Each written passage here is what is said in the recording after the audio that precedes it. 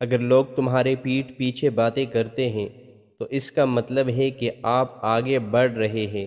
خدا کی تلاش میں ایک جگہ سے دوسری جگہ مت جاؤ، بلکہ اپنے دل میں تلاش کرو۔ اگر آپ جاننا چاہتے ہیں کہ کوئی بھی انسان کیسا ہے تو اچھی طرح دیکھ لیں کہ وہ اپنے سے کمتر لوگوں سے کیسا برتاؤ کرتا ہے۔ یاد رکھیں کہ ہزاروں میل کا سفر بھی ایک قدم سے ہی شروع ہوتا ہے۔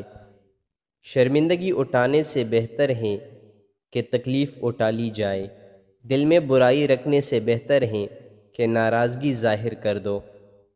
اہل باطن کا ہمنشین بن جا اور اس کے ساتھ ساتھ رہ تاکہ ڈھیر سارا انعام پائے اور مرد خدا بن جائے۔ خاموشی سے کی گئی دعا اور محبت دونوں ہیں بہت طاقت رکھتی ہے۔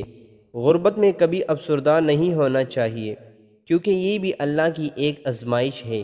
خاموشی کسی کو بتانے کا بہترین طریقہ ہے کہ آپ نے اچھا نہیں کیا۔ جہالت خدا کی لعنت ہے۔ علم وہ بازو ہے جس کے ساتھ ہم آسمان کی طرف پرواز کرتے ہیں۔